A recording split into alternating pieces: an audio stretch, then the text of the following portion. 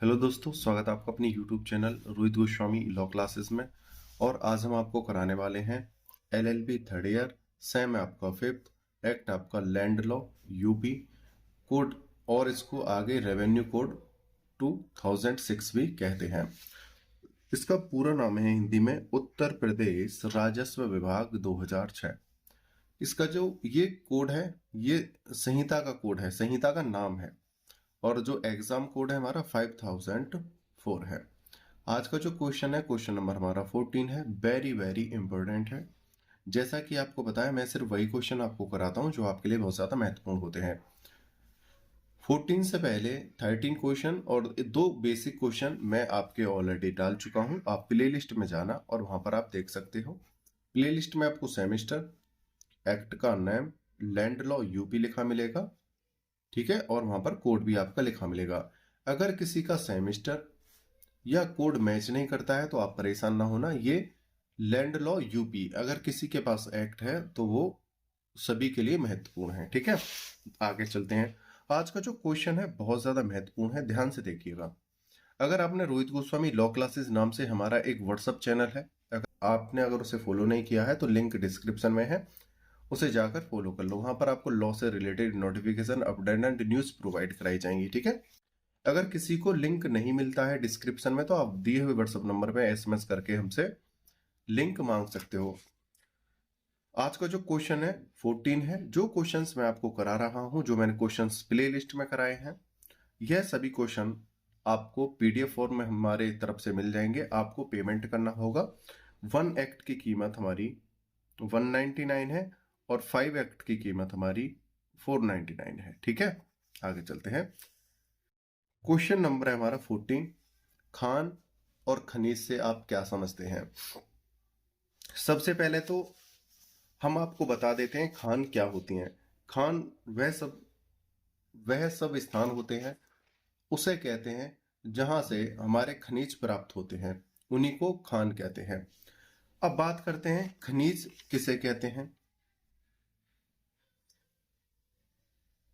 खनिज दो प्रकार के होते हैं हमारे।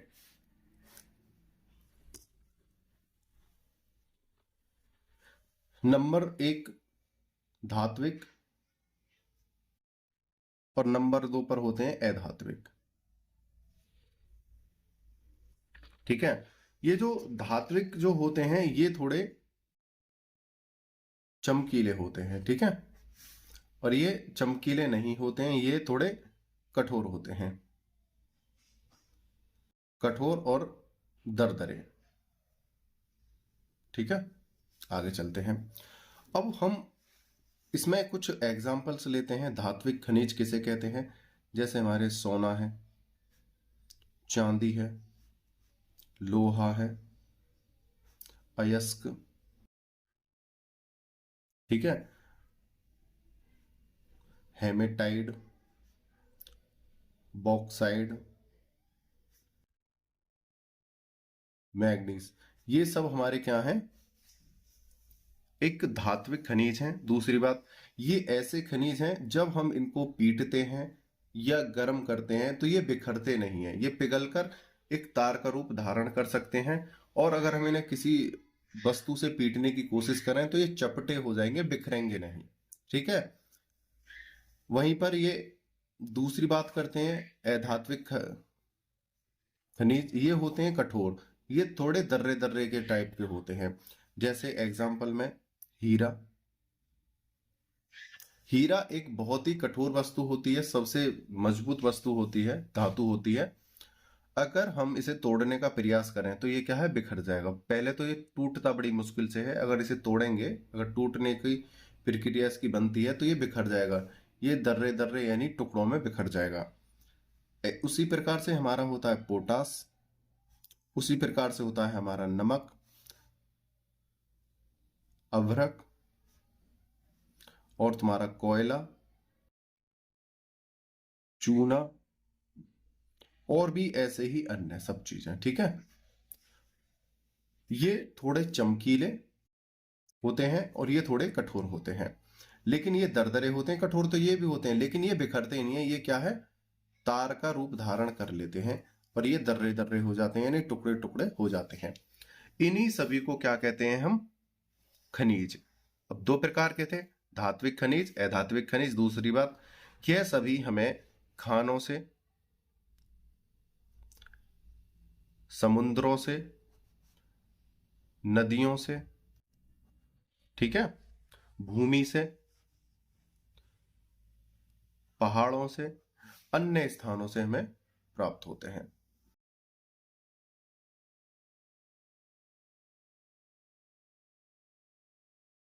ठीक है। अब बात करते हैं कि सर ये टॉपिक हमारे इसमें क्यों लगा दिया गया है। बात करते हैं, जैसे हमारा उत्तर प्रदेश है, क्या है? उत्तर प्रदेश। हम लैंड लॉ उत्तर प्रदेश का ही पढ़ रहे हैं, तो हम उत्तर प्रदेश की ही बात करेंगे। उत्तर प्रदेश, यूपी। अगर हमारे राज्य में कहीं भी कोई खनिज निकलता है, ठीक है, और एक चीज और मैं बता देता हूं आपको, खनिज में है हमारे यहाँ पे इन सब चीजों से अतिरिक्त किस चीज को भी शामिल किया गया है? तुम्हारे ईंट की, कौन सी ईंट? मिट्टी वाली ईंट, रोड़ी, बदरपुर जिससे हम घर बनाते हैं, रेता, ठीक है, मिट्टी, ये सब भी क्या है? हमारे खनिज हैं। ठीक है। ईंट, मिट्टी की ईंट, रोड़ी, बदरपुर, रेता, रीता लिख गई थी यहां पर, रेता की जगह रेता, मिट्टी, ये सब क्या है? हमारे खनिज हैं। अब बात करते हैं, कहीं भी जैसे हमारा उत्तर प्रदेश है, उत्तर प्रदेश का जो भी क्षेत्रफल है हमारा, इस क्षेत्रफल में कोई भी व्यक्ति अगर इनमें से दिए हुए खनिजों में से कोई भी खनिज निकालेगा तो वो क्या है? गैर कानूनी होगा। इनको निकालने के लिए, इनका इस्तेमाल करने के लिए इनको सरकारी परमिशन मिलेगी, लेनी होगी, सरकारी परमिशन। ठीक है। उसके अतिरिक्त अगर ये लेते हैं तो सरकार इनके खिलाफ कार्रवाई करती है और कर सकती है। उसी बात को यहां पर बताया गया है इस क्वेश्चन में। देखो मैंने इसे समझाने का प्रयास किया है, नहीं तो ये आपका डाउट बना रहता। अगर आपके खुद का आपकी खेत है, खुद की आपकी जमीन है, आप वहां से अपनी मर्जी से मिट्टी नहीं उठा सकते हो, उसके लिए आपको परमिशन लेनी होगी। कोई भी व्यक्ति नदी से, गंगा से, यमुना से, यानी कि और बहुत सी सारी नहर हैं हमारी पवित्र नहर, वहां से आप अगर रेता निकालने की कोशिश करते हो, पत्थर निकालने की कोशिश करते हो, या कोई अन्य खनिज निकालने का प्रयास करते हो तो वो क्या है? गैर कानूनी है। ठीक है। उसके लिए क्या है? आपको परमिशन लेनी पड़ेगी, किससे? मजिस्ट्रेट से, अपने क्षेत्र के मजिस्ट्रेट से। ठीक है। अब चलते हैं आगे।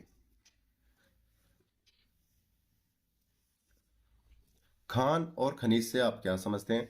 खान आप सब समझ गए होंगे कि जहां से इन सब चीजों को निकाला जाता है, जैसे कोयले की खान, हीरे की खान, सोने की खान। ठीक है। इस प्रकार से इनको संहिता की धारा 55 में परिभाषित किया गया है। इसके पूर्व खान एवं खनिज उत्तर प्रदेश जमींदारी उन्मूलन एवं भूमि सुधार अधिनियम 1950 की धारा 3 उपधारा 17 में परिभाषित किया गया था। इसके अनुसार खान से तात्पर्य ऐसी सभी खुदाई से है जिसके खनिज पदार्थों की खोज या प्राप्ति के लिए कोई कार्य किया गया हो या किया जा रहा हो। इसके अंतर्गत खान से संबंधित कोई निर्माण, मशीनरी, ड्राइवे एवं साइडिंग सम्मिलित नहीं है। दूसरी एक बात यहां पर बोली गई है, अगर कोई व्यक्ति किसी राज्य क्षेत्र में, जैसे उत्तर प्रदेश है, उस उत्तर प्रदेश में अगर कोई व्यक्ति किसी खनिज के लिए कहीं पर खुदाई करता है, यानी कि कोई खान बनाने के प्रयास करता है या कोई अन्य कार्य करता है, तो उसके लिए उत्तर प्रदेश सरकार से परमिशन लेनी होगी या अपने क्षेत्र के तहसीलदार से परमिशन लेनी होगी। ठीक है। लेकिन इसमें राज्य सरकार के लिए सरकारी कार्यों के लिए किए जाने वाले खुदाई या मशीनों का कार्य शामिल नहीं है। ठीक है। अगर आप ये देखो कि कहीं जेसीबी चल रही है लेकिन वो सरकारी काम के लिए चल रही है, कहीं पे खुदाई के लिए चल रही है, मिट्टी को एक स्थान से दूसरे स्थान पर ले जा रही है, तो वो वहां पर अपराध नहीं है। ठीक है, वो क्या है, सरकारी कार्य के लिए हो रही है, वो परमिशन के तहत कार्य हो रहा है और ये इसमें नहीं आएंगे। कोई भी खान चालू तभी मानी जाएगी जब इसके कार्य आरंभ करने की विहित सूचना खान अधिनियम 1952 की धारा 16 के अधीन जिला मजिस्ट्रेट या सरकार द्वारा नियुक्त सक्षम अधिकारी को दी जा चुकी हो तथा इसके कार्य बंद करने की कोई सूचना न दी गई हो। ठीक है, यहाँ पर कह रहे हैं अगर आप कोई खान खोज रहे हो या कोई खुदाई कर रहे हो किसी खोज के लिए, या आपको पता है वहां पहले से कोई कार्य चल रहा है और वो सरकार ने बंद करा दिया है उसे पुनः कार्य करने के लिए, या आप नई खोज के लिए कोई भी कार्य जो आप उस समय कर रहे हो उसके लिए आपको मजिस्ट्रेट से परमिशन लेनी होगी या राज्य सरकार से अनुमति लेनी होगी। दूसरी बात, अगर सरकार ने कोई काम बंद करा रखा है उसको पुनः चालू करने के लिए राज्य सरकार की परमिशन लेने की आवश्यकता है। आगे चलते हैं। खान से खनिज का बहुत ही घनिष्ठ संबंध है। खनिज की उत्पत्ति, उपलब्धता, खुदाई, निकालना, ढलाई कर उपयोग, फैक्ट्रियों में ले जाकर बनाना ही मुख्य रूप से खान को बनाने व खुदाई करने की आवश्यकता पैदा करता है। खनिज का अर्थ होता है कि जो कोई वस्तु धरती के गर्भ में स्वयं विकसित हो तथा उसे खान से निकाला जाए। खनिज का अभिप्राय मिट्टी की सतह के किसी भाग से है और विभेद रूप से ऐसे नाम से है जो जीवित हो किंतु रासायनिक क्रिया स्वरूप कोई ऐसी बनावट जो स्वयं अपने आप मिट्टी या उसके सतह पर बनी रहती है। तो इस सभी का क्या अर्थ है कि कोई भी वस्तु जो खान से निकाली जाती है या रासायनिक तौर पर खुद कहीं प्रकट हो जाती है, ठीक है, उसको हम प्राप्त करने के लिए, जीवांश रहित करने के लिए, बनाने के लिए क्या है, एक परमिशन की आवश्यकता होती है। जिस प्रकार से देखो हम सीमेंट का निर्माण करते हैं तो उसके लिए हमें बहुत चीजों की जरूरत पड़ती है, तो उसको बनाने के लिए हमें परमिशन लेनी पड़ेगी। उसी जैसे हम घर बनाते हैं, घर बनाने से पहले हमें रोड़ी की जरूरत पड़ती है, बदरपुर की जरूरत पड़ती है, रेते की जरूरत पड़ती है। उसको लाने के लिए हम तो दुकान पर चले जाते हैं, लेकिन जहां से वो निकाल के लाई जाती है, बड़े बड़े जो ठेकेदार होते हैं, उसको क्या है, परमिशन लेनी होती है। ठीक है, वो बिना परमिशन के अगर लाएगा तो वो कानूनी अपराध होगा और उस व्यक्ति को सजा या जुर्माना दोनों हो सकता है। आगे चलते हैं। ईंट मिट्टी, साधारण मिट्टी, ईंट मिट्टी या साधारण मिट्टी और साधारण बालू को भी खनिज के अंतर्गत शामिल किया गया है। सर्वोच्च न्यायालय ने बहुत से केसों में निर्णय देते हुए मिट्टी, बालू, कंकड़ अन्य को खनिज की श्रेणी में रखा है। जैसा कि अभी मैंने स्टार्टिंग में बताया था, ईंट मिट्टी यानी ईंट की मिट्टी जो होती है, रोड़ी, बदरपुर, रेता मिट्टी, ये सभी क्या है, हमारे खनिज में आते हैं। जैसे सोना, चांदी, हीरे जवाहरात, अभ्रक, हेमेटाइट, बॉक्साइट, मैग्नीज, ये सब क्या है, हमारे खनिज हैं। ये तो कीमती होते हैं, ये खानों से निकलते हैं, समुद्र से निकलते हैं। ठीक है, इसके साथ साथ ये जो हमारी डेली की जो हमारी उपयोग की चीजें हैं, इनको भी लेने के लिए, इस्तेमाल करने के लिए हमें आवश्यकता पड़ती है अनुमति की। अन्य को खनिज की परिभाषा में शामिल कर लिया गया है। जो भी मैंने स्टडी कराई थी पीछे यहां से, जो अभी ईंट के बारे में, ये उसकी एक लाइन थी आगे।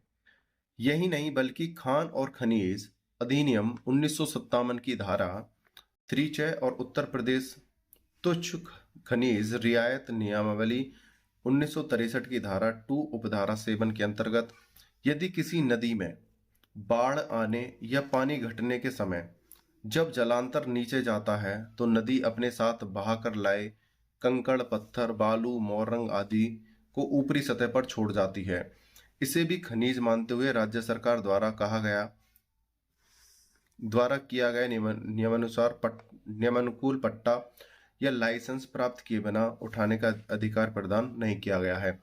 यहाँ पर बोला है साफ साफ, जैसे कोई गंगा नदी है या यमुना है हमारे आसपास, या आपके पास नियर बाई कोई भी नदी हो, आपने देखा होगा कि जब पानी का स्तर घटता है तो बड़े बड़े पत्थर बालू इकट्ठी हो जाती है और लोग ट्रॉली भर भर कर लाने की कोशिश करते हैं या बड़े बड़े ठेकेदारों ने निकालने का प्रयास करते हैं। ये गैर कानूनी होता है। तो यहाँ पर साफ साफ बोला है, जब नदियों का पानी कम होता है और रेत बड़े बड़े पत्थर और छोटी छोटी कंकरियां जो डली होती हैं पत्थर की, वो जो सतह पर रुक जाती हैं, वो क्या है, सरकारी खनिज है, वो सरकारी संपत्ति है, उसे बिना सरकार की परमिशन के आप उठा नहीं सकते हो। ठीक है, अगर कोई व्यक्ति उसे उठाता है तो गैरकानूनी होता है, आपको सजा हो सकती है, जुर्माना भी हो सकता है। ठीक है, इसमें कुछ केस दिए हैं इसी से संबंधित। केस नंबर 1 है बनारसी दास चड्डा एंड ब्रदर्स बनाम लेफ्टिनेंट गवर्नर।